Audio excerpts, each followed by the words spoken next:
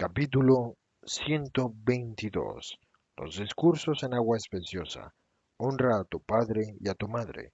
Curación de un deficiente mental. Jesús pasea lentamente arriba y abajo a lo largo de la orilla del río. Debe haber amanecido hace poco, porque la niebla de un triste día invernal se estanca aún entre los cañizares de las márgenes. No hay nadie hasta donde alcanza la vista en las dos orillas del Jordán. Solo nieblecilla baja, frufru de agua entre las cañas, rumor de aguas que, por las lluvias de los días precedentes, están turbias, y algunos reclamos de pájaros cortos, tristes, como lo son cuando terminada la estación de los amores, las aves están entristecidas por el invierno y la escasez del alimento. Jesús los escucha y parece interesarse mucho en el reclamo de un pajarito que con una regularidad de reloj vuelve su cabecita hacia el norte y emite un chirruit quejumbroso, y luego vuelve la cabecita hacia el sur y repite su interrogativo chirruit. Sin respuesta, al fin el pajarito parece haber recibido una respuesta en el chip que viene de la otra orilla y emprende el vuelo y se aleja a través del río con un pequeño grito de alegría. Y Jesús hace un gesto como diciendo, menos mal, y continúa el paseo. Quería decirte, creo que es una noticia que te puede confortar y he venido enseguida no solo por ello, sino también para pedirte consejo. Estaba barriendo nuestras habitaciones y ha venido Judas de Keriot y me ha dicho, te ayudo. Yo me he quedado asombrado porque siempre muestra poca disposición para hacer las cosas de este tipo que se le mandan. No obstante, me he limitado a decir, oh, gracias, así lo haré antes y mejor. Él se ha puesto a barrer y hemos terminado pronto. Entonces ha dicho, vamos al bosque. Siempre traen leña los mayores. No es correcto, vamos nosotros. No soy un experto, pero si me enseñas... Y hemos ido. Y mientras estaba atando con él los haces, me ha dicho, Juan, quiero decirte una cosa. Habla, he respondido, pensando que se tratará de alguna crítica. Pero no, me ha dicho, yo y tú somos los más jóvenes. Tendríamos que estar más unidos. Tú tienes casi miedo de mí y tienes razón, porque no soy bueno. Pero créeme, no lo hago adrede. Hay veces que siento la necesidad de ser malo, quizás porque, habiendo sido único, me han enviciado y quisiera hacerme bueno. Los mayores, lo sé, no me ven muy bien. Los primos de Jesús están enfadados, porque si les he faltado mucho, como también a su primo. Pero tú eres bueno y paciente. Tú quiéreme. Hazte idea de que soy un hermano malo, sí, pero un hermano al que hay que querer aunque sea malo. El mismo maestro dice que hay que actuar así. Cuando veas que no actúo correctamente, dímelo. Y otra cosa, no me dejes siempre solo. Cuando vaya al pueblo, ven también tú. Así me ayudarás a no hacer el mal. Ayer sufrí mucho. Jesús me habló y yo lo miré. En mi estúpido rencor no me miraba a mí mismo ni a los demás. Ayer miré y vi.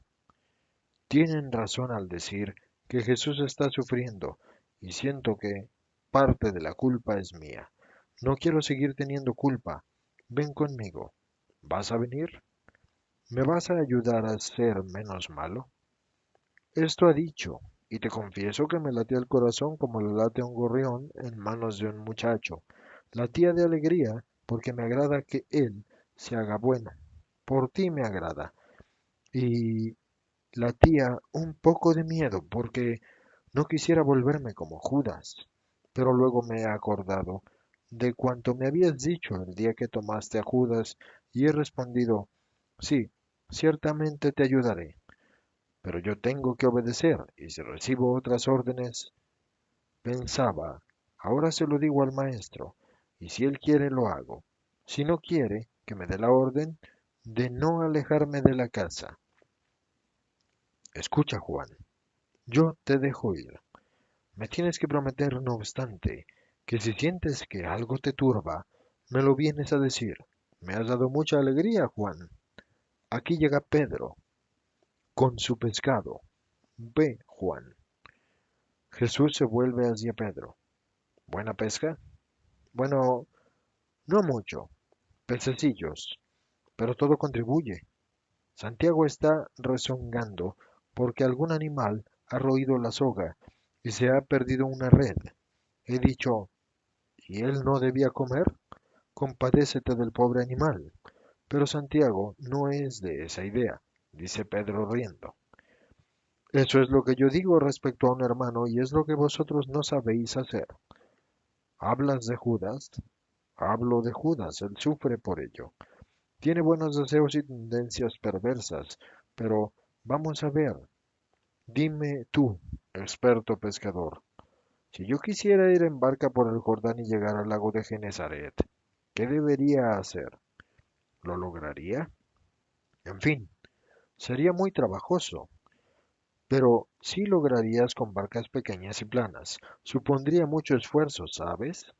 Y largo.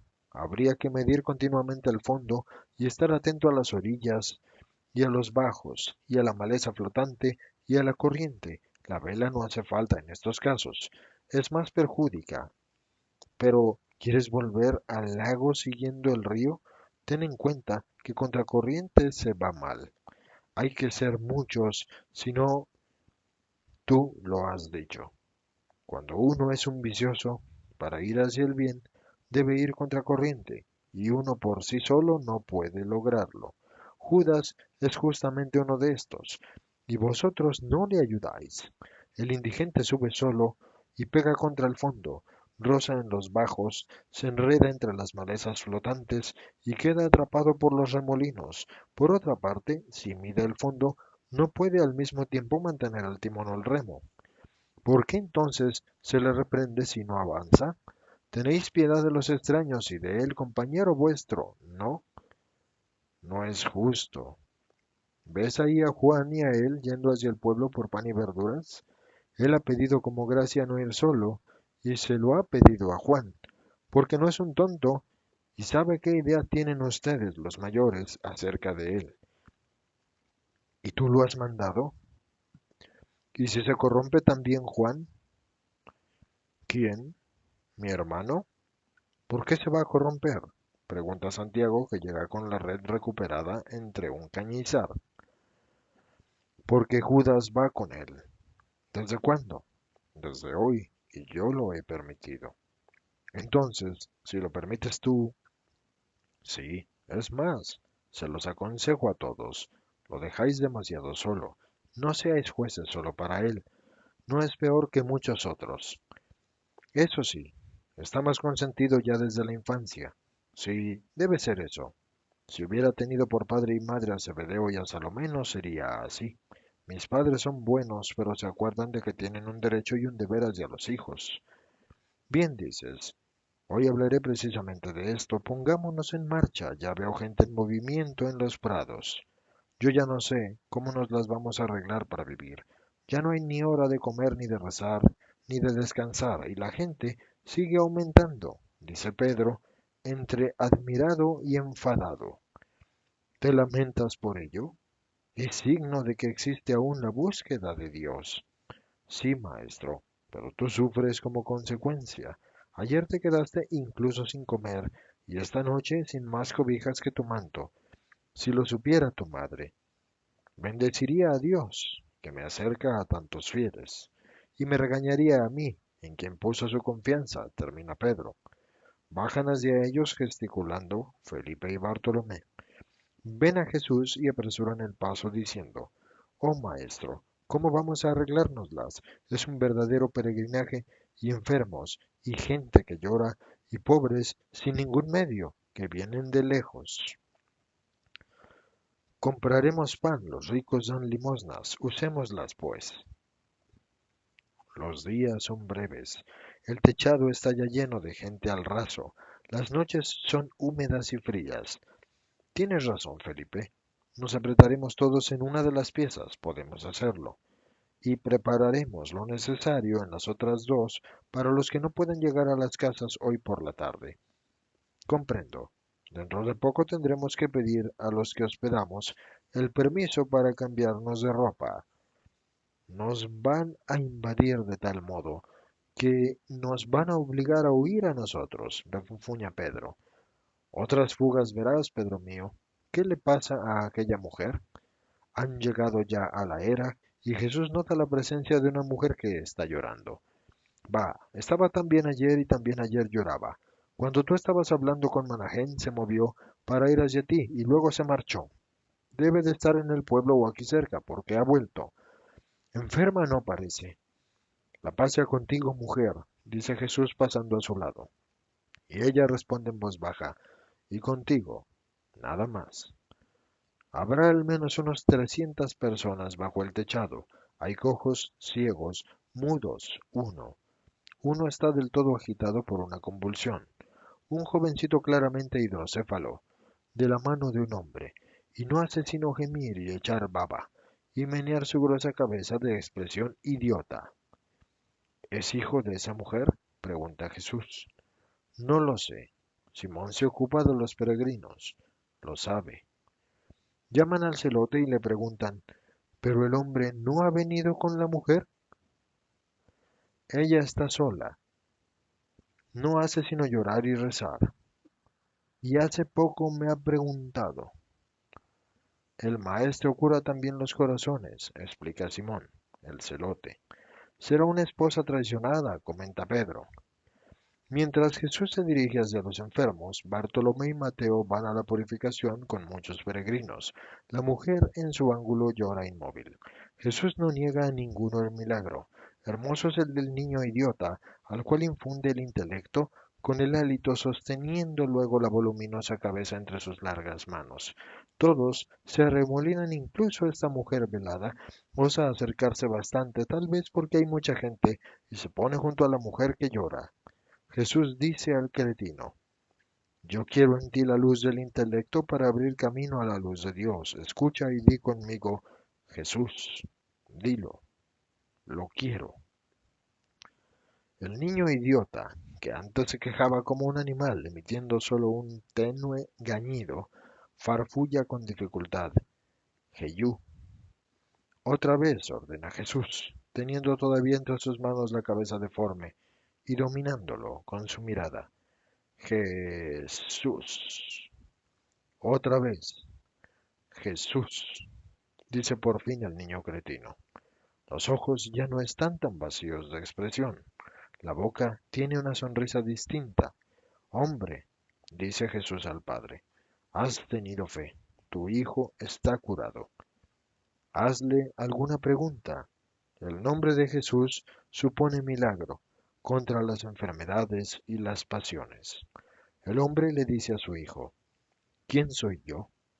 Y el muchacho responde, mi padre. El hombre aprieta contra su corazón a su hijo y explica, me nació así. Mi esposa murió en el parto y él estaba impedido de mente y de habla. Y ahora ya veis, he tenido fe, sí. Vengo de Jope. ¿Qué debo hacer por ti, maestro? Ser bueno. Y tu hijo contigo también debe serlo. Nada más. Y amarte. Vamos enseguida a decírselo a la madre de tu madre, que es la que me convenció de hacer esto. Bendita sea. Los dos se van felices. De la pasada desventura no queda sino la voluminosa cabeza del muchacho. La expresión y la palabra son normales. Pero ha quedado cuando por voluntad tuya o por poder de tu nombre, preguntan muchos. Por voluntad del Padre, siempre benigno para con el Hijo.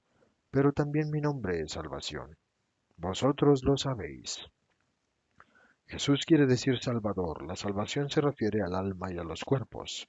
Quien pronuncia el nombre de Jesús con una verdadera fe queda curado de enfermedades y de pecado, porque en toda enfermedad espiritual o física está la uña de Satanás, el cual crea las enfermedades físicas para conducir hacia la rebelión y hacia la desesperación a través del sufrimiento de la carne, y las morales o espirituales para conducir hacia la condenación.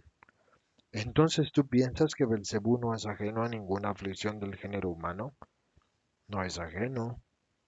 Por él enfermedad y muerte entraron en el mundo, como igualmente el delito y la corrupción entraron en el mundo por él. Cuando veáis a alguien atormentado por alguna desventura, pensad, sí, que sufre por Satanás. Cuando veáis que alguien es causa de desventura, pensad también que él es instrumento de Satanás. Pero las enfermedades vienen de Dios.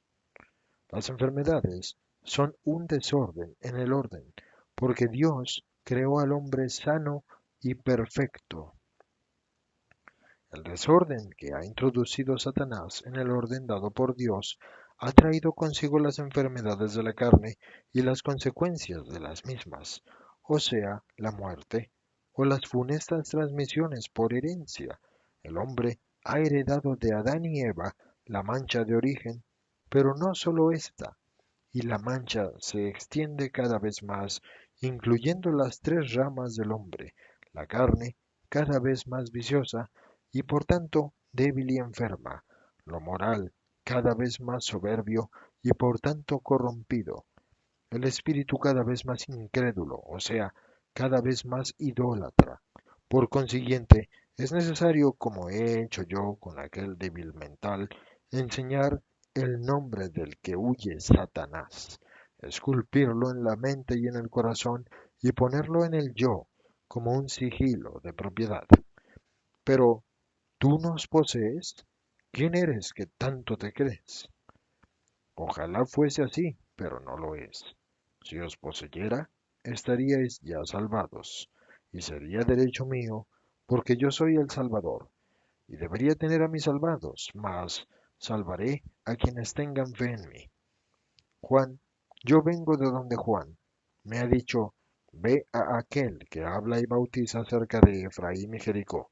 Él tiene el poder de desatar y atar, mientras que yo no puedo más que decirte, haz penitencia, para hacer ágil a tu alma y para ir en pos de la salud. Dice uno de los que ha obtenido un milagro, uno que primero se sujetaba con muletas y ahora se mueve expedito. ¿No le duele al Bautista perder la multitud? Pregunta uno. Y el que ha hablado antes responde, ¿dolerle? Dice a todos, id, id. Yo soy el astro que se oculta, él es el astro que se alza y se fija eterno en su esplendor. Para no permanecer en las tinieblas, id a él, antes de que mi pabilo se apague. ¿No hablan así los fariseos? Ellos están llenos de odio porque tú atraes a las muchedumbres, ¿lo sabes? Lo sé, responde brevemente Jesús. Se abre una disputa sobre la razón o no del modo de actuar de los fariseos. Mas Jesús corta con un no critiquéis que no admite réplica. Vuelven Bartolomé y Mateo con los bautizados y Jesús comienza a hablar. La paz sea con vosotros todos. He pensado hablaros de Dios por la mañana, puesto que ahora venís aquí, ya desde por la mañana, y os es más cómodo partir al mediodía.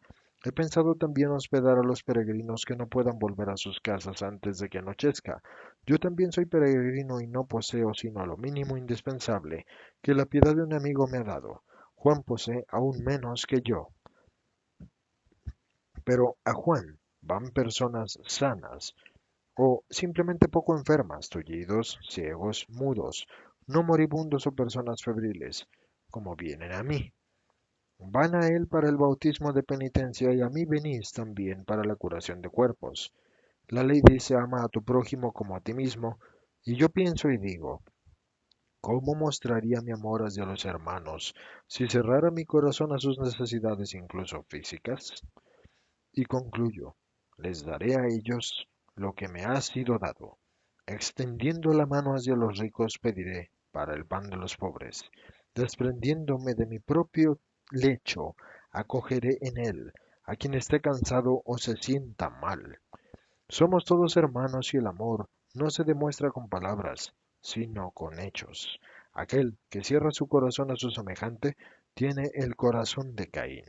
Aquel que no tiene amor es un rebelde respecto al precepto de Dios. Somos todos hermanos, y no obstante, yo veo, y vosotros veis, que incluso dentro de las familias donde la sangre común remarca, incluso consigo misma y con la carne, la hermandad que nos viene de Adán, hay odios o roces. Los hermanos están contra los hermanos, los hijos contra los padres, los consortes enemigos el uno del otro. Pero para no ser malvados, hermanos siempre, y adúlteros esposos un día, hay que aprender ya desde la primera edad el respeto hacia la familia, que es al más pequeño y a la vez al más grande organismo del mundo. El más pequeño respecto al organismo de una ciudad, de una región, o de una nación, o de un continente, pero el mayor, porque es el más antiguo, pues lo puso Dios, cuando aún el concepto de patria o de país no existía, viviendo sin embargo ya, y siendo activo el núcleo familiar, manantial de la raza humana y de las distintas razas, pequeño reino en que el hombre es rey, la mujer es reina y súbditos los hijos. ¿Puede acaso un reino dividido en que sus habitantes entre sí son enemigos subsistir? No puede, pues así, en verdad una familia no subsiste si no hay obediencia, respeto, buena economía, buena voluntad, laboriosidad, amor, honra al padre y a la madre, dice el Decálogo. ¿Y cómo se honran? ¿Y por qué se deben honrar? Se honran con verdadera obediencia y con exacto amor y con confidente respeto y con un temor reverencial que no cierra las puertas a la confidencia, como tampoco nos hace tratar a nuestros mayores como si fuéramos siervos e inferiores. Se les debe honrar porque, después de Dios, quienes dan la vida y proveen a todas las necesidades materiales de la vida, los primeros maestros y los primeros amigos del joven ser nacido a este mundo, son su padre y su madre. Se dice que Dios te bendiga, se dice gracias a aquel que nos recoge un objeto que se nos da o que se nos ha caído o nos da un mendrugo de pan. Pues entonces, no vamos a decir con amor que Dios te bendiga y gracias a quienes se matan trabajando por darnos de comer o tejiendo nuestros vestidos y manteniéndolos limpios, y a quienes se levantan para escrutar nuestro sueño y se niegan el descanso por cuidarnos, o nos hacen de su seno el lecho en nuestros momentos más dolorosos de cansancio. Son nuestros maestros, al maestro se le teme y se le respeta, mas éste nos toma cuando ya sabemos lo indispensable para sostenernos y nutrirnos y decir lo esencial, y nos deja cuando la más ardua enseñanza de la vida, o sea, el vivir, aún se nos debe enseñar, y son el padre y la madre quienes nos preparan para la escuela, primero y la vida después.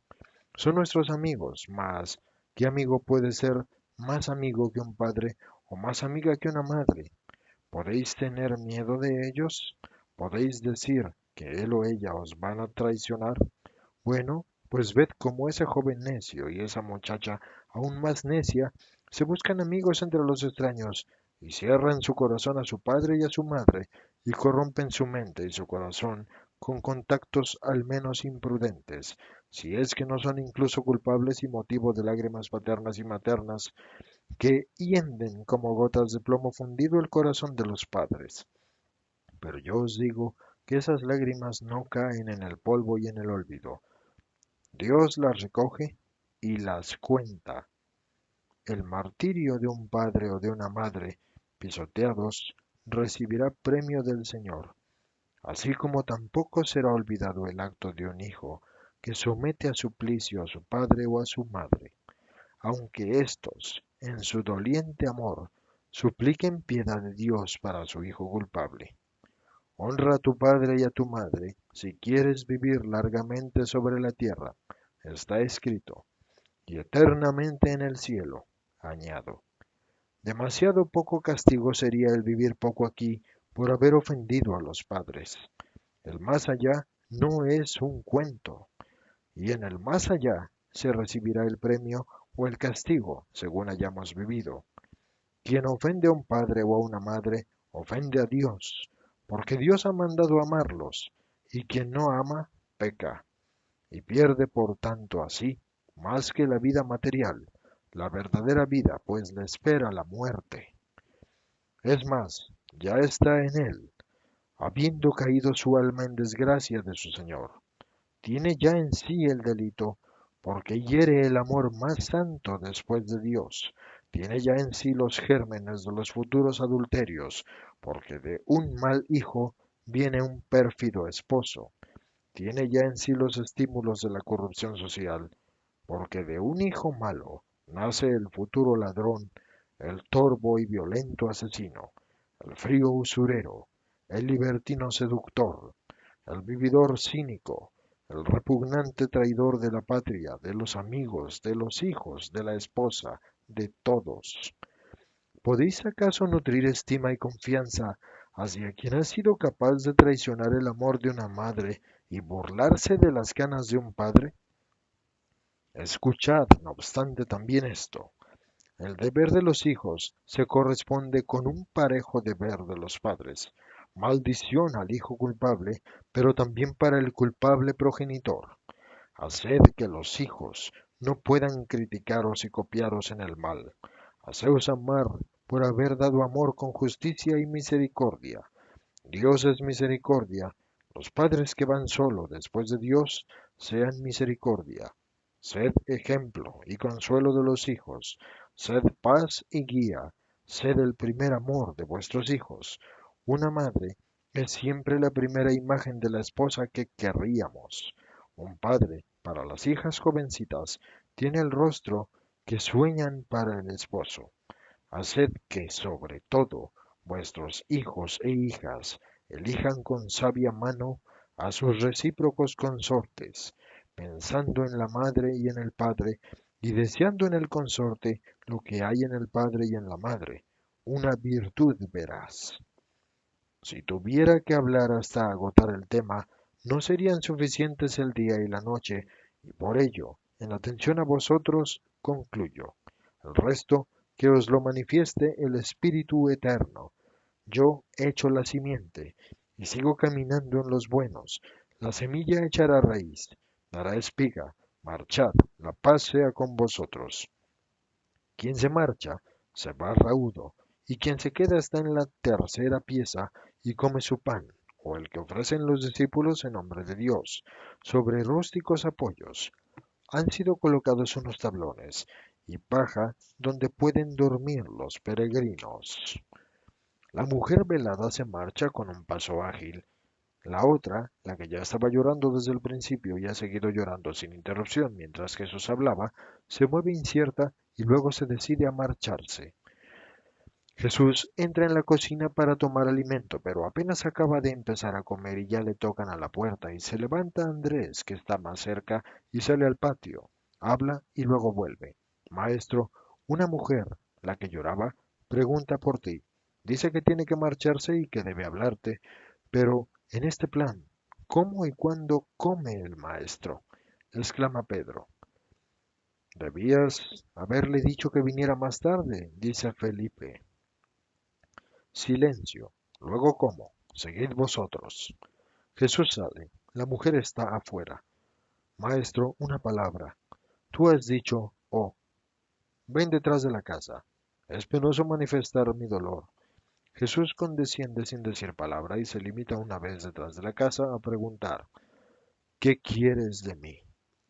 Maestro, te he oído antes, cuando hablabas entre nosotros, y luego te he oído mientras predicabas. Parece como si hubieras hablado para mí. Has dicho que en toda enfermedad física o moral está Satanás. Yo tengo un hijo enfermo en su corazón. Ojalá te hubiera oído cuando hablabas de los padres. Es mi tormento. Se ha desviado con malos compañeros y es exactamente como tú dices, ladrón. Por ahora en casa, pero es un pendenciero, un avasallador. Siendo como es joven, se destruye con la lujuria y la crápula. Mi marido quiere echarlo de casa. Yo soy su madre y muero de dolor. ¿Ves cómo jadea mi pecho?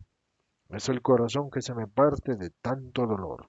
Desde ayer deseaba hablarte porque espero en ti, Dios mío, pero no me atrevía a decir nada. Es tan doloroso para una madre decir, tengo un hijo cruel. La mujer llora, curvada y doliente ante Jesús. No llores más, quedará curado de su mal. Si pudiera oírte, sí, pero no quiere oírte o nunca sanará. ¿Tienes fe tú por él? ¿Tienes voluntad tú por él? Y me lo preguntas, vengo de la alta Perea para rogarte por él. Pues entonces ve, cuando llegues a tu casa tu hijo te saldrá al encuentro arrepentido. Pero, ¿cómo? ¿Cómo? ¿Crees que Dios no puede hacer lo que yo pido? Tu hijo está ahí, yo estoy aquí, pero Dios está en todas partes.